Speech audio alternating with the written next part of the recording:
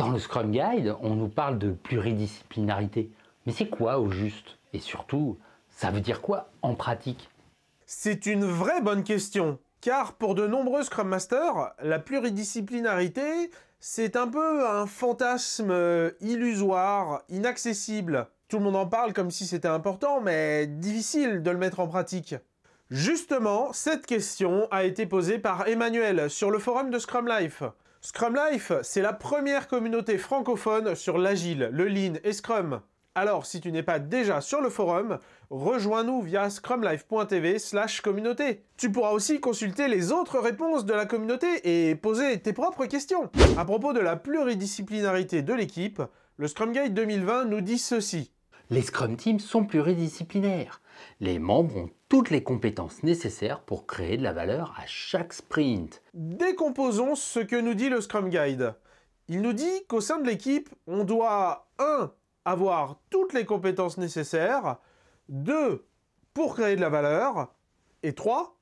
À chaque sprint. Creusons chacun de ces 3 éléments, de ces 3 points. Sur le premier point, sur le fait que l'équipe doit avoir toutes les compétences nécessaires, on parle de l'équipe dans son ensemble. C'est l'équipe dans son ensemble qui doit avoir toutes les compétences nécessaires.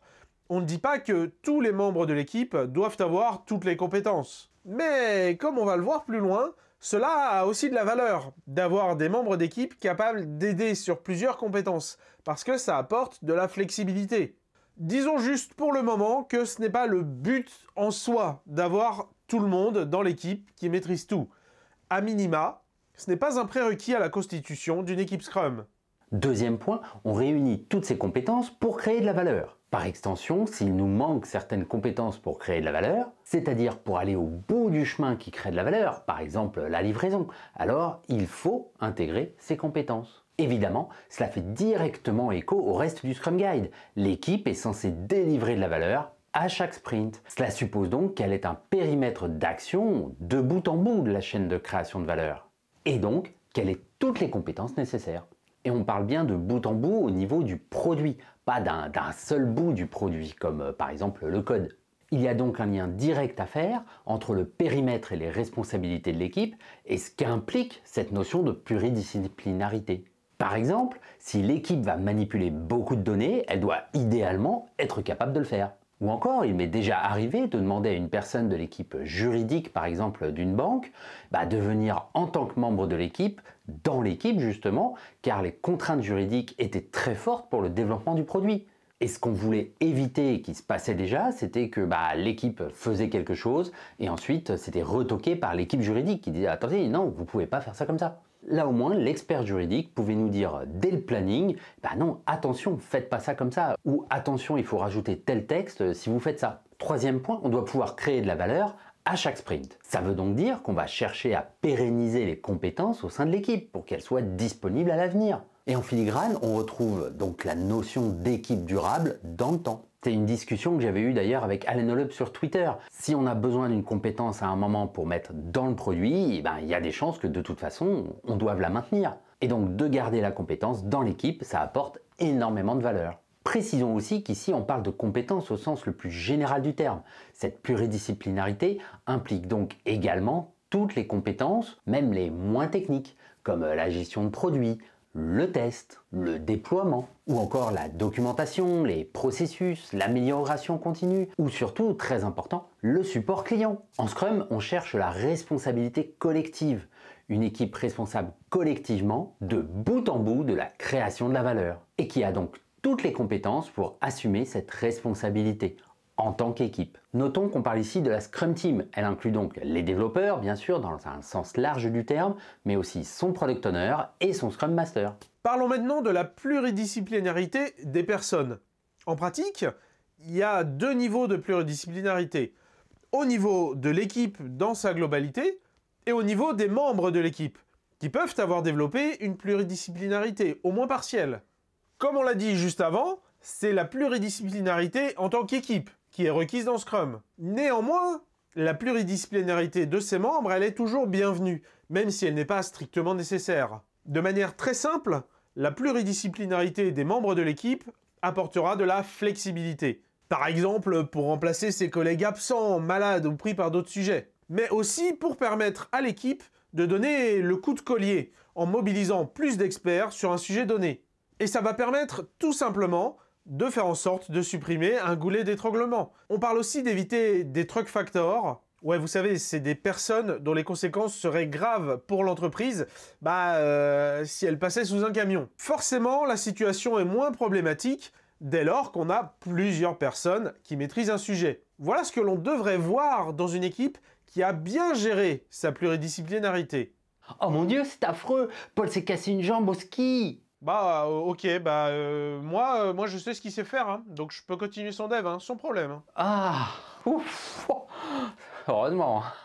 On note au passage que la pluridisciplinarité des membres de l'équipe, elle est d'autant plus souhaitable pour les compétences qui ne sont pas partagées. Dit autrement, dès lors qu'on a au moins 2 voire 3 personnes, dès lors qu'on a un backup à l'expert principal, le besoin de pluridisciplinarité, il est tout de suite nettement moins pressant. Et à l'inverse, quand seulement une seule personne possède une compétence, c'est un véritable risque pour l'équipe et pour le produit, parfois même pour toute l'organisation. Et c'est ainsi que certaines équipes intègrent des règles pour forcer le développement de la pluridisciplinarité. Voici ce qu'on pourrait voir dans ce sens. Ouais, concernant le plan d'itération, on voit qu'il y a un risque potentiel, c'est que seule Violette peut travailler sur la mise à jour du modèle de base de données. Ouais, je vous rappelle justement la règle qu'on s'est donnée. Hein. Si une seule personne peut le faire, alors on a l'obligation, on se donne l'obligation de le faire en paire, de le faire en binôme, pour développer justement cette compétence. Oui, c'est vrai. Et moi, du coup, justement, je veux bien me porter volontaire, qu'on n'a qu'à mettre sur le board, qu'on le fera ensemble, comme ça, on se fait une réunion, on se synchronise. Certaines entreprises l'ont bien compris. Chez Toyota, par exemple, là où est né le Lean, on y encourage la formation des individus aux compétences des postes voisins sur la chaîne de création de valeur. Littéralement, ça donne lieu à une augmentation. L'entreprise a conscience qu'en développant la pluridisciplinarité de ses employés, elle gagne en flexibilité, elle gagne en capacité d'action, et donc elle gagne en valeur. Et ça a été naturellement modélisé dans la politique RH. Pour travailler la pluridisciplinarité des membres d'une équipe, un bon outil existe, c'est la matrice des compétences. Dans une dimension, on liste les différentes compétences qu'on identifie dans l'équipe, les compétences nécessaires pour réaliser le produit. Dans l'autre dimension, on liste les membres de l'équipe. Puis on remplit. Chacun s'auto-évalue sur son niveau sur la compétence donnée. En pratique, voici à quoi ça ressemblerait. Bon, donc voilà, on va commencer l'atelier. On va commencer par lister toutes les compétences de l'équipe. Alors, on a le front-end, le back-end, la base de données, le déploiement, la gestion des serveurs surtout. On a aussi l'expertise métier sur les règles business assez complexes de notre domaine. Et puis bien sûr, le design. Ok, bon, voilà. On a donc listé les membres de l'équipe et les compétences dont l'équipe a besoin. Voilà, on croise les deux, ça fait un tableau, ça fait une matrice. Donc je vais maintenant vous demander de vous auto-évaluer pour chacune de ces compétences. Voilà, dans le tableau, sur chacune des cases qui correspond à vous, à votre nom, vous allez remplir pour la compétence donnée, justement, comment vous vous positionnez. Donc on a 4 choix possibles. Le premier choix, c'est, voilà, vous dites, moi, globalement, sur cette compétence, je suis novice ou je suis débutant et j'ai envie d'apprendre cette compétence. Donc là, vous allez noter un 0, comme junior, voilà, je suis au niveau 0. Vous avez le niveau au-dessus, où là, globalement, vous avez des connaissances, mais vous ne vous considérez pas non plus un expert. Donc là, vous allez mettre un 1, voilà, pour expérimenter, c'est mieux que 0. Ou troisième niveau, vous êtes vraiment un référent dans l'équipe sur cette compétence. Là, vous allez noter un 2, c'est un peu le synonyme de maître, quoi. Là, vraiment, c'est vous le référent sur cette compétence. Et la dernière option, la quatrième option, c'est peut-être qu'une compétence donnée, vous n'avez juste pas envie de la développer. Vous n'avez pas envie de l'apprendre. Vous ne la connaissez pas et vous n'avez pas envie de l'apprendre. Donc on n'a pas forcément envie de vous forcer. Donc si c'est le cas, vous notez avec une croix, avec un X. Voilà, pour dire que là, ça ne vous intéresse pas. Ok.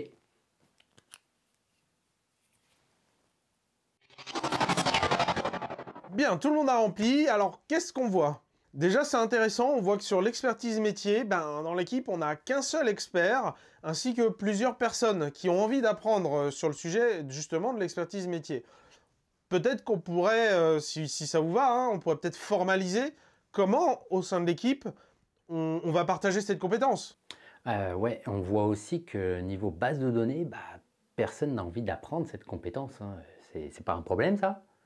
Ouais, c'est une bonne remarque, effectivement. Et en fait, je vais vous retourner la question.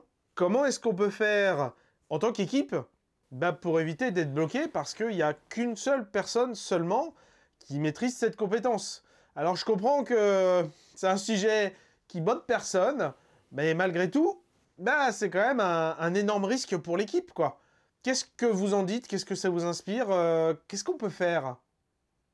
Cet outil est très puissant, hein, car tout d'abord, il permet de voir rapidement s'il existe des risques de compétences trop peu partagées dans l'équipe. Ça voudrait dire qu'il y a un ou des truck factors. Ensuite, l'outil permet aussi de faciliter le partage des compétences au sein de l'équipe. Il peut être utilisé pour faire connaître les personnes qui ont envie d'apprendre une nouvelle compétence, par exemple, ou les personnes qui ont envie de partager leurs compétences. Rien que cet outil peut aller très bien dans le développement interne de la pluridisciplinarité au sein d'une équipe, en toute auto-organisation. En pratique, une équipe pluridisciplinaire va utiliser le management visuel pour identifier les tâches des différentes compétences et créer des points de rendez-vous au sein de l'équipe.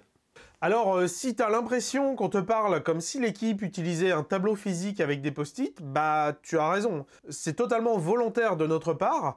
Et justement, notre conseil, si tu es une équipe à distance, c'est d'utiliser un outil de tableau blanc numérique. Miro, par exemple, hein, à ce jour, Miro, c'est le meilleur outil qu'on ait pu trouver pour faire ça de notre expérience. Et dès lors, pour appliquer les mêmes recettes qu'avec un tableau physique. Et vraiment, si, hein, ça marche vraiment. Si ça, c'est un sujet qui t'intéresse, dis-le nous en commentaire pour nous motiver à en faire une vidéo. Et puis pour vraiment bien nous motiver, mets le pouce aussi. Merci pour cette précision. Et en pratique, ça ressemble à quoi? En Scrum, ça se traduit par, en sprint planning, on identifie le travail à faire, au moins pour les premiers éléments du backlog de sprint, et on les visualise sur le tableau de l'équipe, le backlog de sprint. Tout au long du sprint, l'équipe va regarder le board pour voir les tâches à faire et donner des coups de main. En daily Scrum et grâce au management visuel, on identifie les potentiels points de blocage qui nécessitent l'attention de toute l'équipe. L'équipe décide de comment elle peut s'aider, quitte à ce que certains membres sortent de leurs compétences principales. Et le ou la Scrum Master accompagne l'équipe en leur apprenant à utiliser le management visuel, en suggérant ou en mettant en place d'autres outils pertinents dans ce management visuel et en posant des questions qui vont aider l'équipe à prendre du recul, comme comment est-ce qu'on peut s'organiser autrement pour réussir à atteindre l'objectif de sprint? Notre approche pour provoquer la pluridisciplinarité, c'est de toujours partir d'un problème. S'il est question de pluridisciplinarité au niveau de l'équipe, nous allons rebondir sur une situation où l'équipe n'arrive pas à livrer, car il lui manque une compétence clé. Un bon exemple, ce serait le cas de la conception graphique, le travail de designer, dont la compétence serait absente de l'équipe. Il faudra alors que l'équipe acquiert cette compétence, que cela soit par un recrutement, une formation, de l'accompagnement interne, etc. Et comme on rebondit sur une situation où l'équipe n'arrive pas à livrer, on a donc un levier organisationnel pour faire bouger les choses. Concernant plutôt la pluridisciplinarité au niveau individuel, nous rebondirons cette fois sur une situation où l'équipe rencontre un point de blocage, car seulement certains de ses membres peuvent ou savent travailler sur le goulet d'étranglement. On incitera donc les membres de l'équipe à développer ou à élargir ses compétences pour apporter de la flexibilité. Et là encore, comme on rebondit sur une situation où l'équipe est bloquée, on a à nouveau un levier puissant pour faire bouger les choses. Il y a aussi le cas de figure où parfois certains membres sont simplement les seuls à avoir accès à l'outil nécessaire pour des questions de droit. On travaillera donc plus largement avec l'organisation sur ce point. Et à nouveau, en faisant le levier sur la situation que rencontre l'équipe qui est bloquée ou inefficace. Toi aussi, viens poser tes questions sur le forum de Scrum Life. Tu peux cliquer ici ou sinon aller sur scrumlife.tv/communauté. Pour aller plus loin, va voir cette précédente vidéo qui introduit le concept de T-shaped skills et qui creuse justement l'attitude qu'on attend des membres d'équipe. Partage cette vidéo, partage-la autour de toi. Je te dis à très vite. Vous êtes mes plus grands fans? Miaou. Je sais pas si...